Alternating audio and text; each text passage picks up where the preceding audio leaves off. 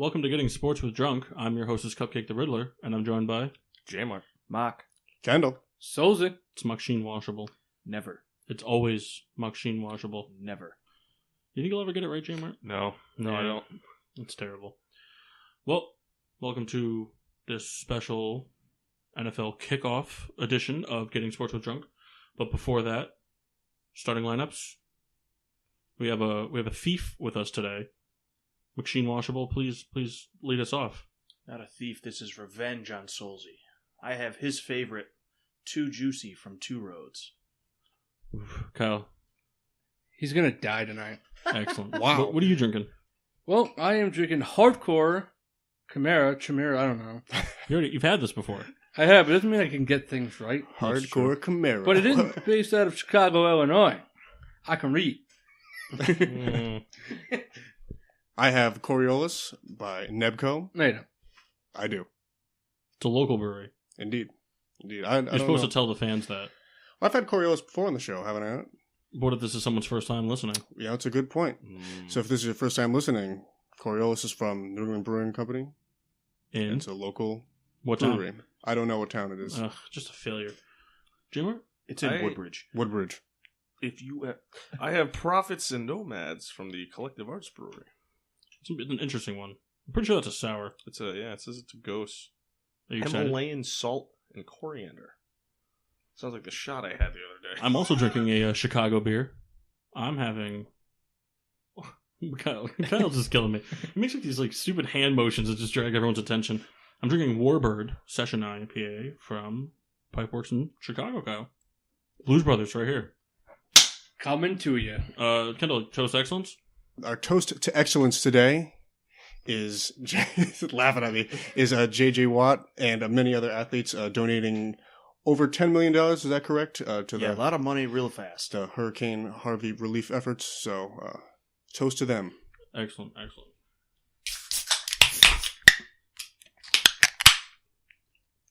little late. Yeah, and Kendall spilled all over himself as per usual. Shot trivia? Kyle, I believe you lost I did. last week, so you get to do this disgusting shot I made up for you. Listen, if I leave, it means I am throwing up once again. I'll tell you what, All right, it why did don't you not take the smell shot? good. Ugh. It did not smell good. I can't wait. He Come on, sniffed it. He sniffed it. Yeah, but Kyle won't know what's in it anyway. Kyle's liquor knowledge is... It smells like that sour apple stuff. Yeah. I think that's another no. Come on, Kyle. Just knock it back. Punished. Pinch your nose. Come on. Don't pinch your nose. It's Here we go, gonna- Kyle. Yeah. Right back. All right. Oh, he likes it. He's intrigued. No. So, any guesses as to what's in it? Terrible. Yeah, it's sweet vermouth, Southern Comfort, and melted butter. And I call it the Paula Deen. Yeah, it's the Paula Deen Southern and butter. Oh think, my Kyle? god. Can you feel it sliding down your throat? I think it's sliding back up as we speak. I think I just got No matter how hard you pinch your eyes, it's not going to help you. You know what will help you though, Kyle? Giving somebody else a shot. yeah. What's your trivia question? All right, so since we're talking about the NFL kickoff, O.J. Simpson ran for this amount of yards in the opening day. How many yards? What's it? Which opening day? Yeah, It's really. like the 60s. Okay. Sometime what? in the 60s. So, this is vague, but I'm going to go ahead and say 112 yards. I'm going to say 141. 98. 155. Well, you guys are all way off. But Mock, you lost. Damn. It was 250 yards Wow. It's pretty good. Damn. with 2 scores. You're done for. Wow, stole the juice. It's right back at you. Oh, man. I thought everyone shot high. Yeah, I can't wait for the beer review on the juice. Yeah. He's going to do a terrible job at it. So, you have a shot in mind? Better than the Paula Deen? It's going to be something that has to do with O'Souls. Oh, boy. And we all know he rules. Excellent. So, NFL kickoff. It's Finally. here. It's finally here. I'll be over it by week 3 because hockey. I know J-Mart is really looking forward to the hits. Big hockey fan. Oh, yes. You guys excited for game 1? I am. Nope. I am. Nope, not excited at all. Big time matchup. Chiefs Patriots. Big time blow up. By Patriots. you think so? Yeah. You think Brady goes down again? No. Kendall, you looking forward to it? I am looking forward to it. It's funny, we played Madden a couple days ago, and in all the simulations, the Chiefs actually won in fantasy draft and just a regular team, so maybe it's a Madden prediction. We'll have to see. I hope they lose. The Chiefs? No, Patriots. Go Chiefs. No, you're a Patriots fan. No, never. No. You're more of a Patriots fan than you are a fake Houston fan. I'm not going to respond to that. Well, he just responded. I think we all heard it. Kyle, you intrigued about the matchup? I know that, you're a big sports insider with Pro Football Focus, who, of course, we're not affiliated with. That's right. Anyway. I'm excited for it.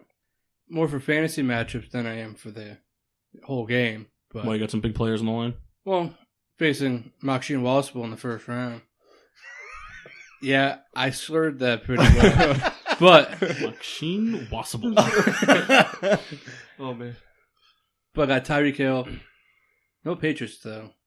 So one player you got going? Yeah. Yeah. I got big someone matchup. in the other leagues that I'm going to be picking by next week, so we'll see how that goes. How many fantasy teams are you going to have by the 5. kickoff? I'll have 5. Are you serious? That's not enough. Listen, I just got a text from my boys saying, hey, I need another guy. Boy. Mike Hughes. Yeah. You mean the Shout out to Mr. Mike Hughes. the guy that ran the league last year? Ran the league, beat me in the playoffs. Screw him. Keeping it PG, I like it. So, I mean, the Chiefs have a lot to prove. I mean, they kind of always seem to be on the outside looking in when it comes to the championship time. They always put a good run together in the regular season and then don't show up for the playoffs.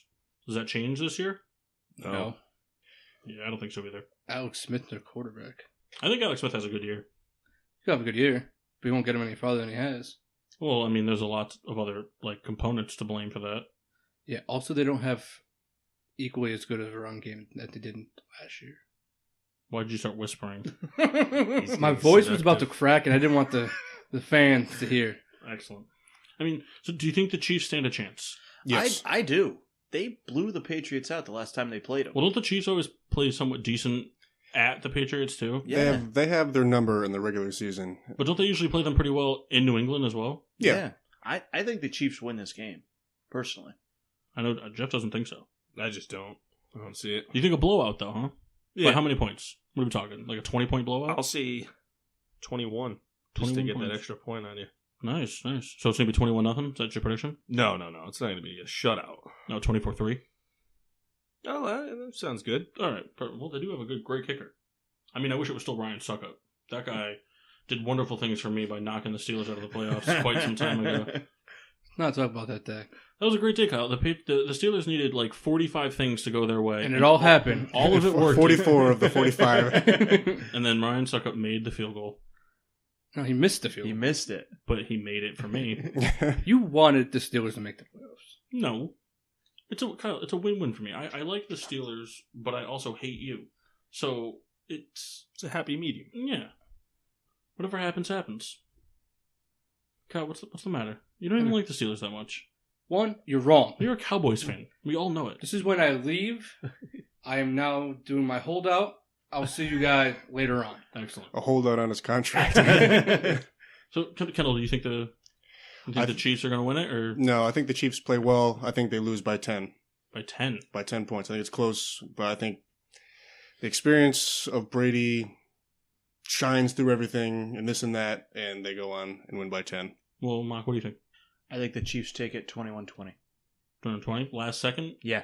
Touchdown or field goal? Touchdown. Wow. Solzy? I think the Patriots win 20-16. 20-16. Yes. That's an ugly score. I don't care. Chiefs play ugly. That's true. That is true. Yeah, that's very true. I think the Patriots win 27-21. I don't know. I don't. The Chiefs to me just don't have the offense. Tyreek Hill to has do. one heck of a day. No, I don't think so. I don't think Patriots have a pretty good secondary. I don't think They don't Tyreek have Hill's to going to have focus the on year too many everyone's hyping him players. up to have. I think he's just fast. I just need him to do well week 1. Then I can bench him. I just think he's fast. I kind of see him having a Tavon Austin type career. especially given who's throwing him the football. You can't utilize him.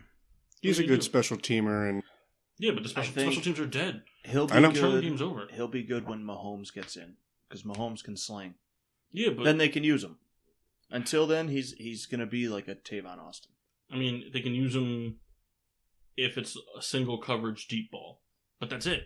Oh, I know. But that's I don't know. It's like, to me, that doesn't make you a good receiver. If Devin Hester could catch the football, he would have been the best receiver, arguably, in that division for a while. I mean, I think he would have been better than Calvin Johnson because nobody could catch him. How many times he was open down the field and then just didn't catch the football because he's got stone hands? Oh, you look thrilled to that comparison. We're not going to talk about that comparison. Why? Because he wouldn't have been close to Calvin Johnson. Stats-wise, he would have had the yards. No, he wouldn't have. Oh yeah, he would have. Kidding me? Jay Cutler throw the ball 100 yards, and if Devin Hester could catch, nobody could catch him. It would have been over. Agree to disagree. All right. we'll have to set up a debate between you guys. Well, the problem is, it's been noted earlier, Kyle's in dickhead mode today, and he doesn't want to be here. That's why he doesn't have the juice. Yeah. Well, I mean, before all these teams suit up for the first time of the season, a lot of potential issues going on in the league. Stuff is happening. Patriots being one of them. Yes. They lost the big yard eater, Julian Edelman. ACL, right? Yeah. ACL. And, complete tear. so, I mean, now they only have like 6 scrappy white receivers to catch the football, but they lost the best one. Someone will step up. It's going to be Chris Hogan yep. again. Chris Hogan will come out of nowhere. It's going to be Amendola because I picked him. See, the thing is, I think Amendola, like, even though he's a scrappy white guy, he does more like mid-range game. Yeah. Like, he actually runs routes and catches the ball instead of like drag routes and quick outs and screens and things like that. Chris Hogan is that guy. Yeah. He's going to be that guy. That and the deep ball. I think the losing Edelman's going to hurt him maybe the first 3 weeks. And then the Patriots will, like Kendall said, someone's going to just emerge and take over the role. Just the juggernaut that is the Patriots. It's just whatever running back they play that game.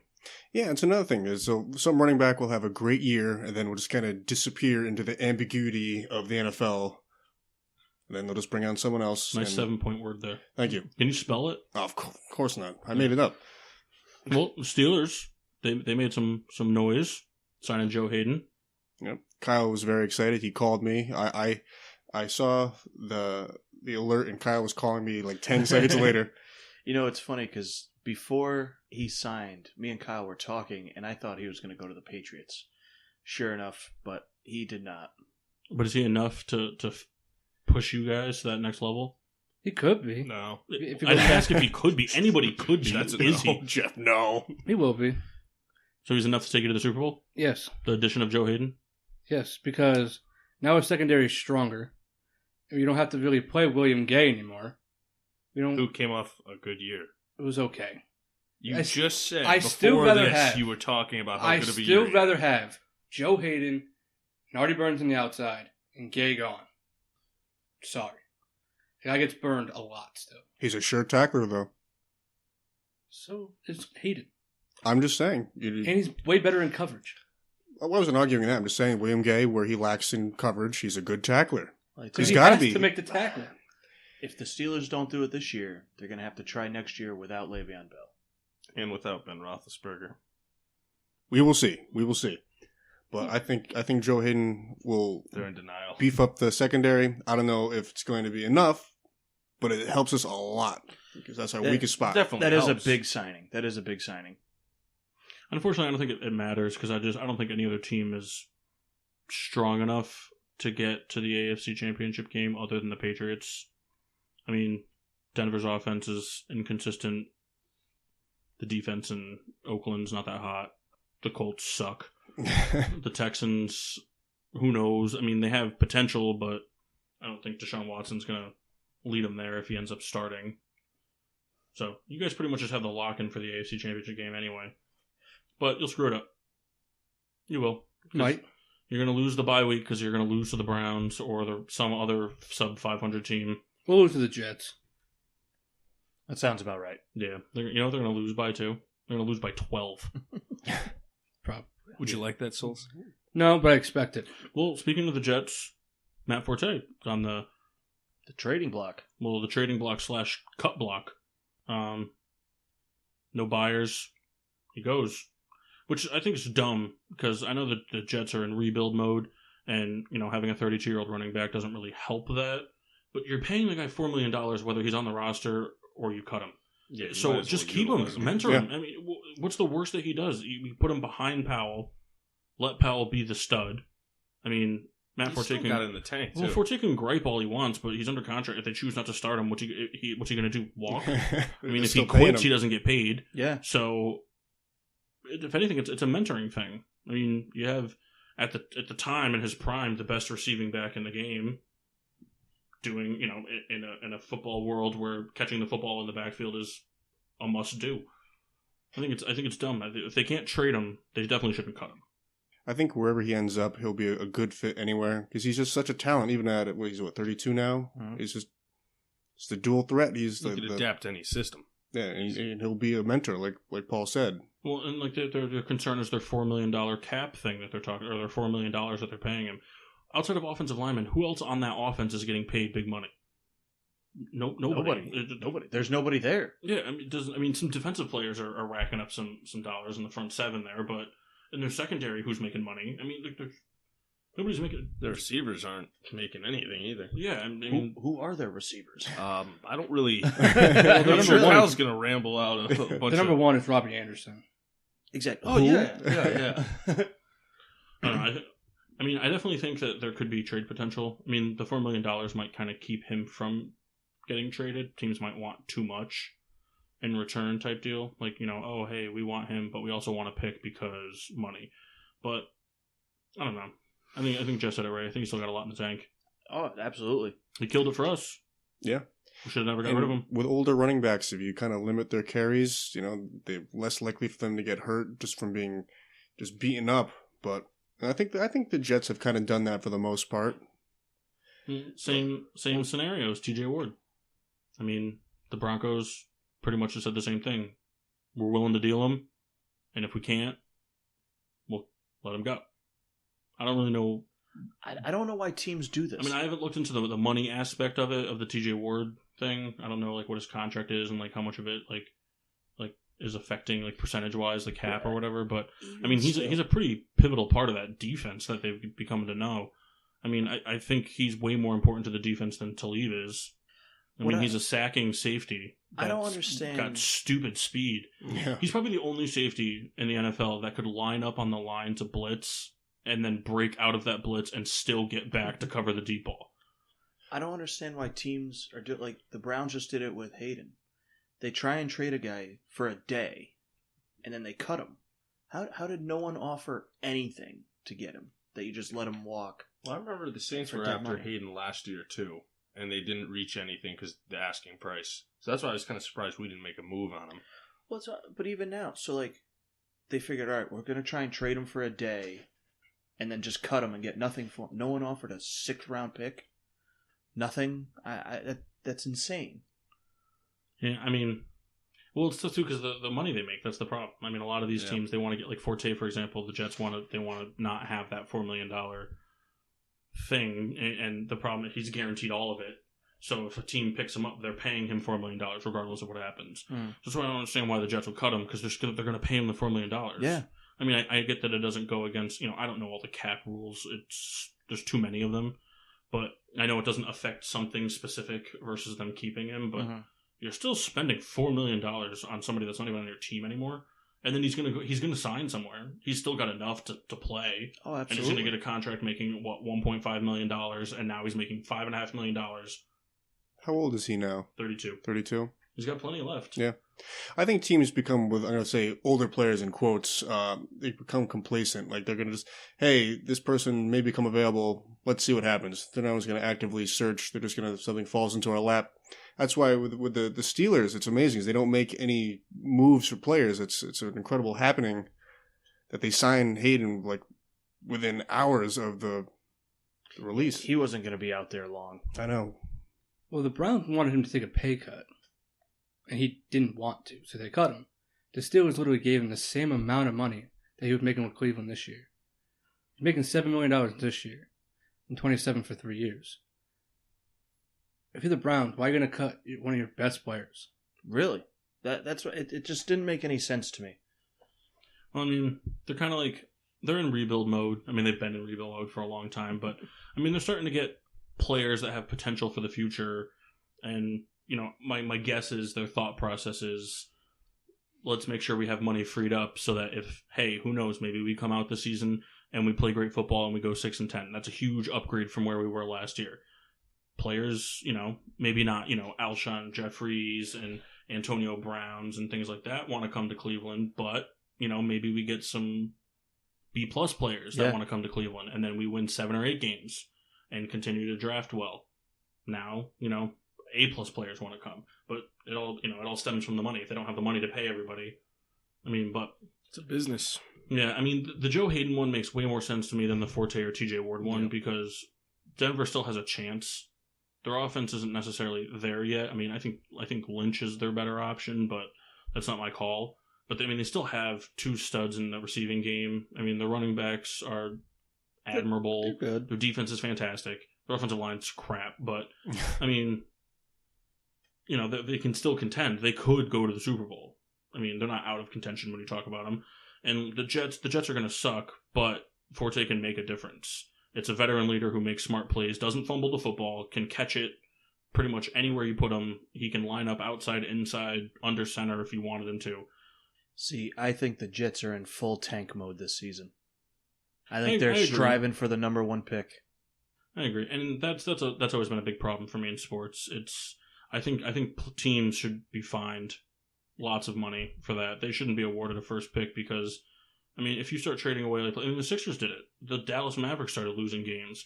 There's absolutely, I mean, I understand that, you know, owners and coaches want to lose games, but the players don't, so they play with all their heart. But it doesn't matter if you go out. If you go out there, you know, if Matt Forte goes out there, stays with the Jets, and he puts 110% into every running play, but they call running plays when they know that there's, you know, an absolute run stop play coming their way, it doesn't matter what he does. And if he rips it off, good for him. But I mean, that's going to be a once in a 55 chance or whatever. There should be rules implemented against it. It's no fun. Well, I mean, the Sixers have one of the, you know, not to talk about basketball too much, but the Sixers have one of the brightest futures in all of sports across the whole spectrum.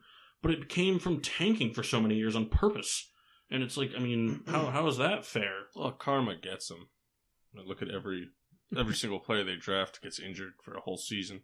And Kyle goes right to his beer. But it's just, you know, I mean, like, look at these teams. It's just, I don't know. It doesn't sit right with me. It's true. I mean, you look at a team like the Bears. I mean, not to be biased, but the Bears are in no shape, way, or form looking at even finishing top 2 in the division.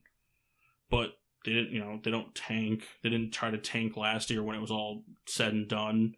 You know, they've been eliminated from the playoffs more times by midseason, really, over the past 5 years than not. But they still play. They upset teams.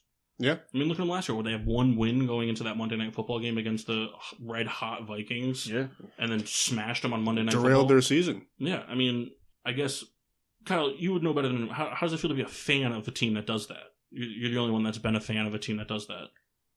Well, I literally took it as a joke and just said, wow, I know they're going to lose 67 games this year. Is that fun? I was like, as a fan, though, is it fun knowing that your team is going out there to lose? No, but you got to understand what they're trying to do, though. I don't know, though. I mean, I just think it's... Like, I know what the ownership is trying to do. We've all played sports. If you're going out there, all right, guys, we're just going to lose. Let's try to lose this game. You know what happens? Say next year the Sixers win a championship.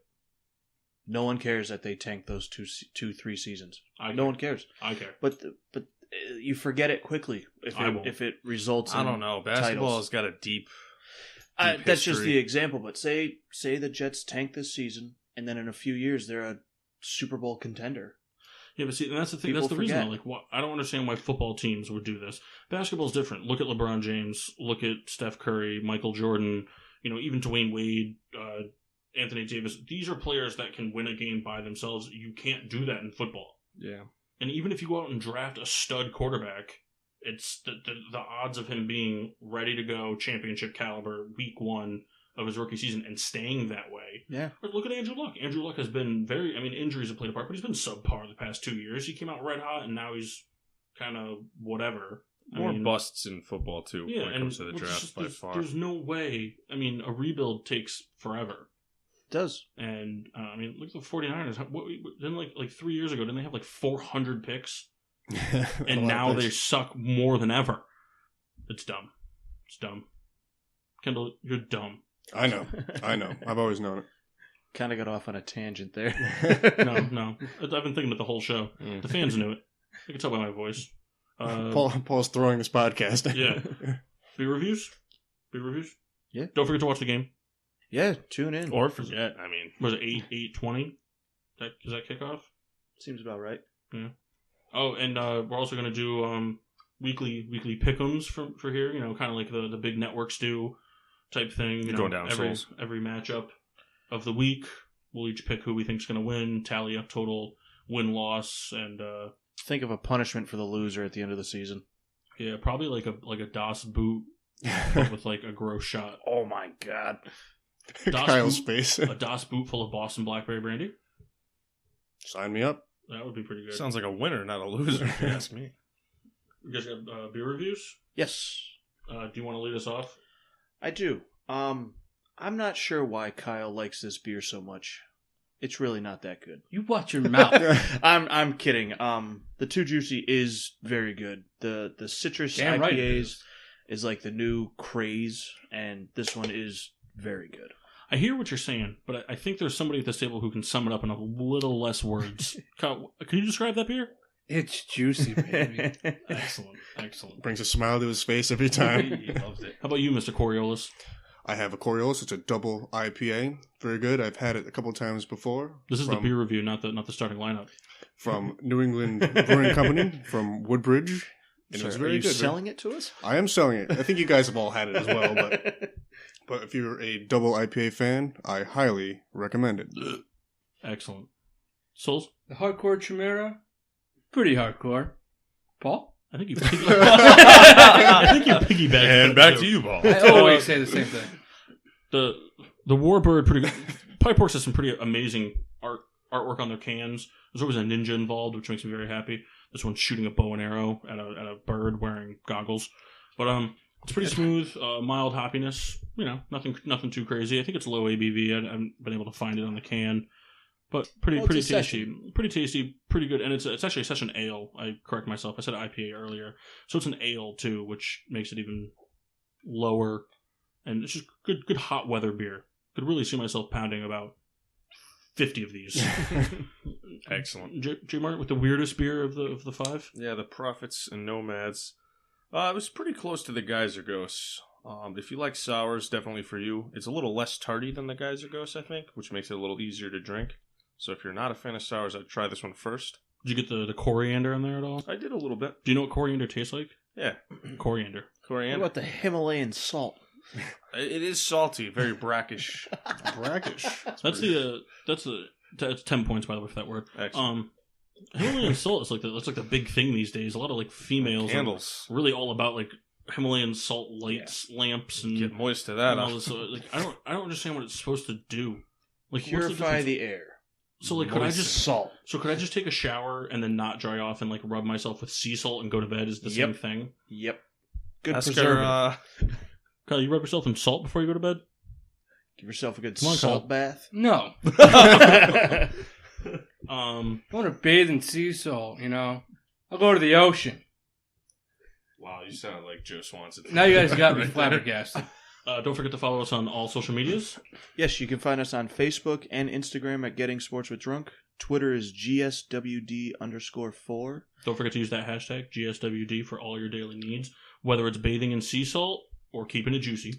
Find us on Podbean, iTunes, and on the Leeb Sports Network. What about Lima Bean? Can they find us on Lima Bean? Coming soon. Coming soon. Excellent. Well, until next time, I'm your hostess, Cupcake the Riddler. Be sure to tune in next week.